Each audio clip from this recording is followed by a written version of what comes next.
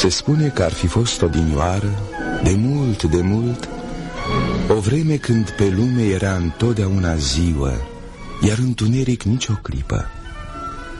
În slăvi luceau pe atunci la oaltă soarele, luna și stelele și luminau mai să-ți ia ochii.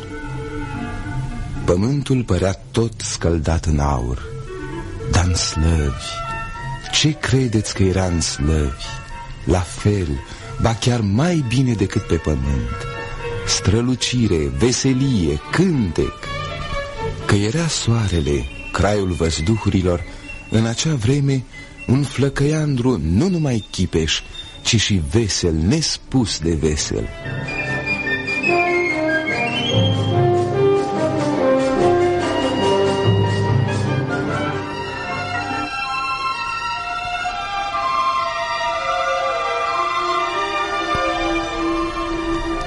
Și iată-ne întorși în timpurile acelea de legendă, pe pajiștile moi ale văzduhului. Iar o steluță gingașă, cu ochii viorii, merge grăbită către palatul și grădinile de aur ale împăratului. O altă stea, ce-i drept numai puțin gingașă, dar cu ochi albaștri, îi tăie calea curioasă.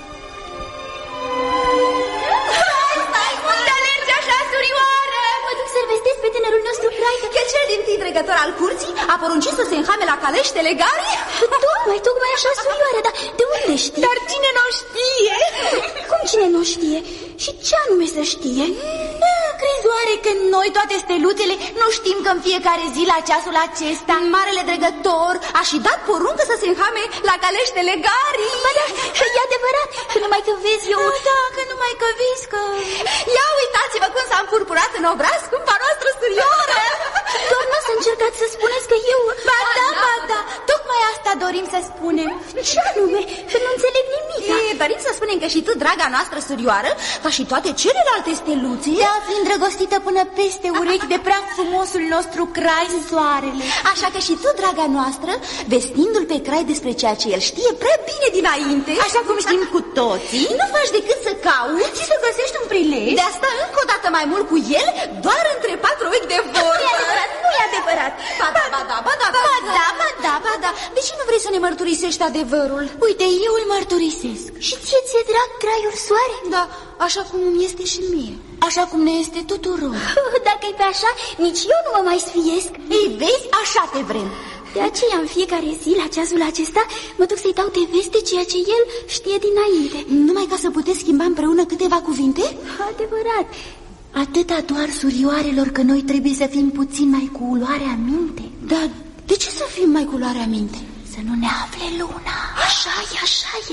Domnița cerului luna este nespus de aprigă și bănuitoare. Da, ea este aceea ce năzuiește mai cu foc să se mărite cu chipeșul și tânărul nostru crai. Vine domnița! Hai, stăiți-lor, vine domnița! Haideți, repede să schimbăm vorba. Surioarelor, nu vreți să culegem de pe pajiști flori albastre? Chiar asta aveam și eu de gând. Haideți! Telegarii fost au înhămat steluțelor. Firește, tocmai voiam să-l vestesc. E de ajuns că m-ai vestit pe mine. Atunci până vine craiul, putem să ne prindem în horă, domniță? Prindeți-vă, vă dau voie.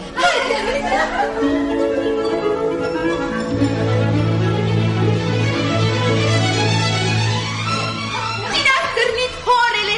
Aibă ochi ca florile! De aici până la dragul meu, nu-i nici deal, nu-i nici pârâu, numai singur dorul meu. Nu-i nici deal, nu-i nici cărare, numai dorul meu cel mare. La cine vă gândiți, steluțelor? Așa și noi. La cine când rostiți asemenea cuvinte? Nu știm nici noi la cine. La cine ne-o fi ursit-o? Da.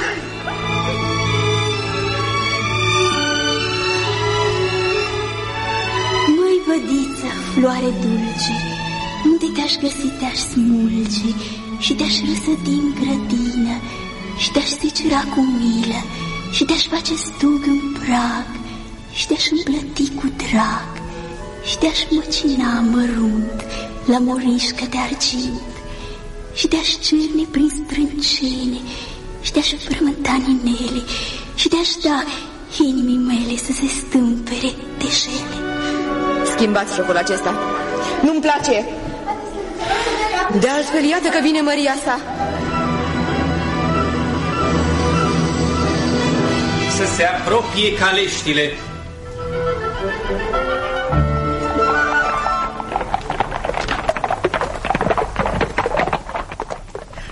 Ne urcăm în calești? Urcați-vă! Eu voi sta ca de obicei aici, pe pernele de aur ale trăsurii, lângă luminăția ta. Dar văd acolo, lângă castanul de aur, o steluță stingheră. Cum o cheamă? Și de ce nu cutează să se apropie? Care steluță, luminăția ta? Vorbești de fetișcana aceea stângace, subțire ca nuiaua. Numele ei e Dunărea. Este cea mai mică dintre toate stelele, mezina lor. Cheamă, rogote, lângă noi. Hai, Dunăre, vino și tu. Dorește luminăția sa craiul să ne însoțești. Urcă-te lângă noi, Dunăre, în caleașcă. Vă mulțumesc, luminăția ta și bună domniță.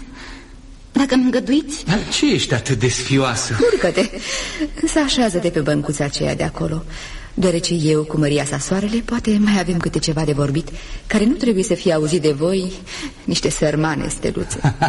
Dar n-avem nimica de ascuns. Atunci poate ca ele, slăvite crai, să pună împreună câte ceva mai tainic la cale. Așa da. Dați drumul telegarilor.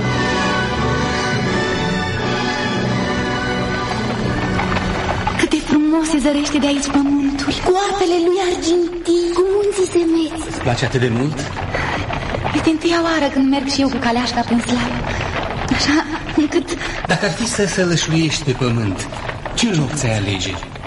Dacă ar trebui, mi-ar place să sălășluiesc în țara aceasta înverzită și plină de păsări cântătoare, pe deasupra căreia tocmai trecem. Și mai ales pe malul mării acelia mereu fremătătoare. Marea aceea se cheamă Marea Neagră. Cât este de scânteietoare. Mi-ar place să ne scăldăm în valurile ei. Și mie. Dar fiindcă nouă, steluțelor, nu ne este îngăduit să ne scăldăm, să ne oprim măcar și să ne oglindim puțin în valurile ei. Nu avem timp de asemenea nimicuri. Să mergem mai departe. Ce ți-e atât de gravă, domniță? Ai uitat oare luminăția ta că astăzi trebuie să ajungem mai gravnic la palat? Pentru petrecerea făgăduită. Firește, este sorocul când trebuie să-mi aleg o mireasă. Doar ai făgăduit. La petrecerea aceasta trebuie oare ca slăvitul nostru Crai să-și aleagă mireasa? Hai, surioarelor, și tu, Dunăre. Și tot șopăcăiți voi acolo pe ascuns steluțelor. Nimic deosebit. Spuneam numai că noi, steluțele, nu mai avem răbdare până când ne vom vedea la petrecere. Și eu nu mai am răbdare. Nici eu.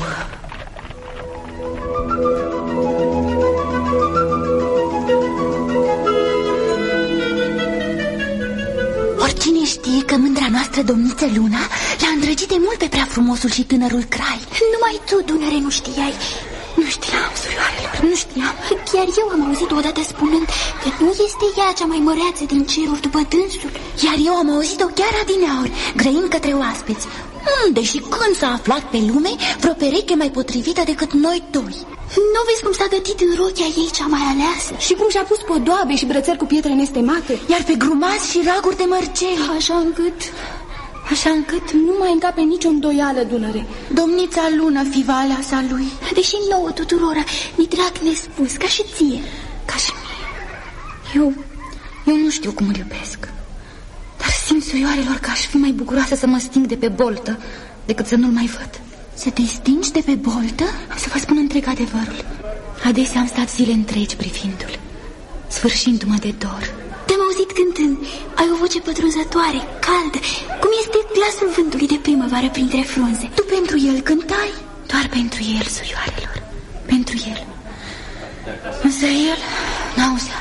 Craiul rostește ceva. Să-l ascultăm. Să auzim. Dansul! Să înceapă dansul! Cu cine va danța întâi soarele, aceea îi va fi mireasă. Dragilor, surioarelor, mai bine ar fi să pierd chiar în clipita asta. Mai bine... Te așteptăm, slăvite Crai, stăpân al vieții, căldurii și luminii, să o poftești pe aceea care ți-e cea mai dragă la dans. O voi pofti, domniță. Și cine va fi aceea? Aceea pe care voi pofti-o la dans E numai o steluță. O steluță? Care steluță? Cum? Nu e domnița? Este cea mai mică și cea mai gingașă steluță din câte se află în cer. O steluță? O biată steluță. Cine e aceea? Cine? O veți cunoaște după aceea că pe umerii ei albi ca marmura îi joacă plete de culoarea aramei încinsă în foc, în care scânteiază lumini ca licuricii, iar ochii ei sunt verzi. Sunt cei mai frumoși ochi verzi de pe lume. Aceasta nu poate fi decât steluța Dunărea. Dunărea! Pe mine mă trăcește. Pe mine. Da, pe tine, draga mea Dunăre. Primești să-mi fii soție. Soție? Eu? O, graiule! Să dansăm, draga mea, dacă te învoiești. Te poftesc la dansul logotnei noastre.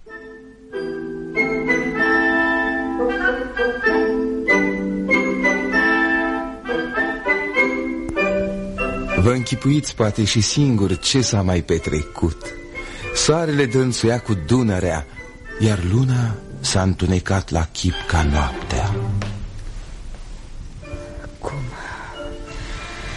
Cum a putut să facă el una ca asta? Să se îndrăgostească de o piată copiliță, chiar dacă are părul ca arama și glas duios. Dragostea mea, mândria mea regească au fost călcate în picioare. De acum înainte ar trebui să-i fac eu temenele unei steluțe care va fi împărăteasă. Și-au mai avut cruzimea ei doi să mă și roage să le fiu la nuntă în nună mare, alături de un luceafăr. Dar am să mă răspund. Cumplit am să mă răspund. Iată-i, trec pe cărare, să mă ascund aici și să-i ascult ce-și spun. Să ne plimbăm pe poteca aceasta, iubita mea. Pe unde-mi poruncești, într-acolo voi merge, în tot restul vieții, mirele și stăpânul meu.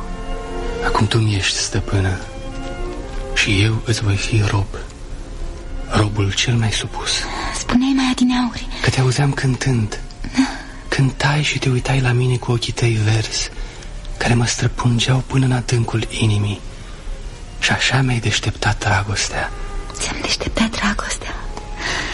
Iar eu credeam că nici nu mă zărisești până în ziua aceea, când m-ai poftit în caleașcă. Așteptam ceasul potrivit ca să-mi mărturisesc dragostea în fața tuturor. Domnița se arată blândă față de mine. Vă văd că s-a ivit. De unde s-o fi ivit? Se îndreaptă către noi. Am venit, prea luminate crai, să-ți iau pentru câteva clipe mireasa, ca să îmi podobesc pentru servarea nunții. Așa e datina. Nu e nevoie. O să gătească druștele, steluțele, surioarele ei. Nu, luminate crai, fă-mi și mie cel puțin această bucurie de a o pregăti eu, nașa, pentru nuntă.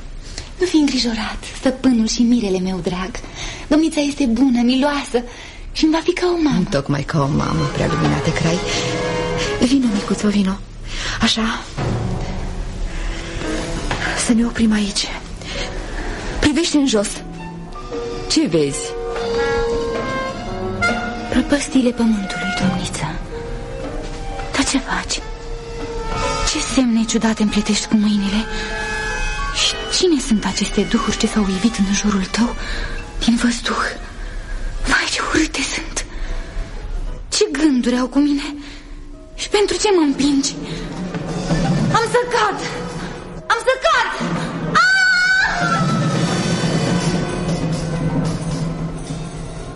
Zânelor, surioarelor! Ce este, surioară? Ce este? Ce s-a întâmplat? Trupul unei steluțe s-a prăvălit de pe boltă pe o dâră lungă, luminoasă și a căzut în mijlocul pădurii. Da, văd că s-a prefăcut într-un tău rece cu apa cristalină. Și iată, priviți spre cer, Parcă luna face nu știu ce semne. iar la semnele ei S-au plecat coroanele copacilor.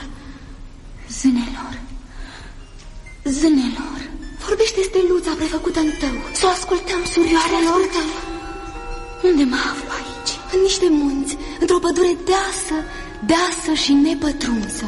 Iar mândra lună din cer a făcut niște semne. Ai văzut-o, nu-i bine? Și peste tău s-au plecat deodată coroanele copacilor din jur. Te-a întunecat de tot. Pentru ce? Poți să ne spui și nouă? A făcut asta, dragele mele zâne, pentru ca soarele, mirele meu, să nu se mai poată oglindi în apa lacului niciodată. Cum te numești, Steluțo? Dunărea mă numesc. Fie-vă milă să ne pune și ajutați-mă să pot ieși numai o leagă la lumină. Te vom ajuta, Dunăre. Să mai văd doar o dată chipul mirelui meu. Îți vom trimite un izvor să te îmbogățească cu apă. Să te întărească. Surioarelor, surioarelor zâne, am izbutit! Am izbutit! Tăul a început să se reverse. Din el s-a pornit să curgă un firișor de apă spre răsărit, acolo unde se află soarele, mirele fetei, așteptând-o să înceapă nunta. Să o ajutăm mai departe! Să o ajutăm!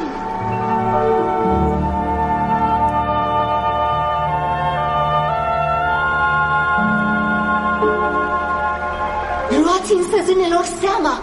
Luna pare să fi zărit și ea firicelul de apă revărsat din tău. A început să ridice prin farmece în calea lui stabili. Să trimitem și noi alte izvoare, să se înviforeze și mai mult firișorul de apă. Și a smuls regina Lună o pietricică din cunună. A zvârlit-o în calea Dunării. Pietricica s-a transformat într-un munte. Râul însă îl taie. A izbutit să-și facă o poartă. Trece mai departe.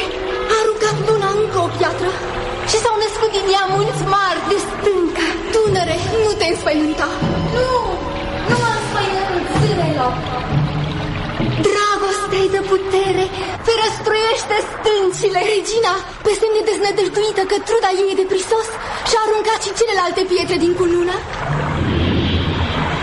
Să-i trimitem Dunării alte și alte izvoare care să o ajute. Dunărea se face din ce în ce mai puternică, mânată de iubire, gonește și se avântă. Și-a deschis porți mari prin care trece, se apropie de mare.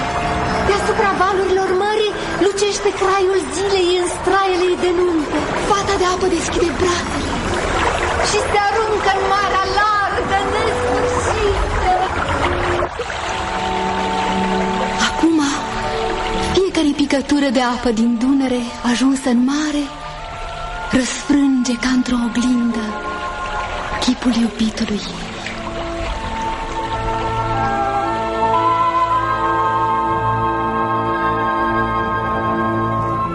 Unde mi-e mireasa, regină? Nu știu, mărite Crai, nu știu. Aici sunt, iubite. Steluța mea, cu plete de aramă scânteietoare, n-ai să te mai poți întoarce niciodată la mine. Așa a fost să fie nunta noastră. Dar nu fi trist, mirele meu. Te voi păstra în inimă pe totdeauna.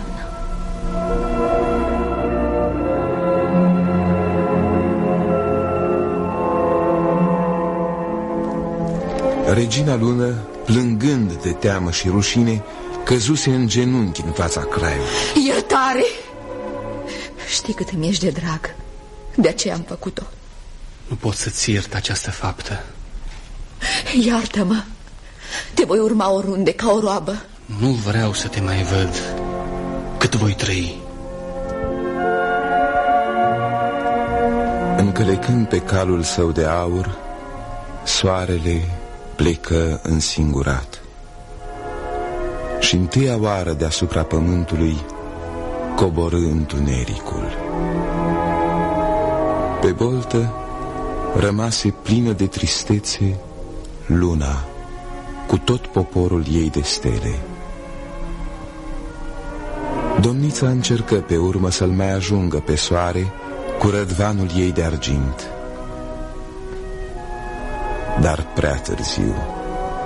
N-avea să-l mai zărească niciodată.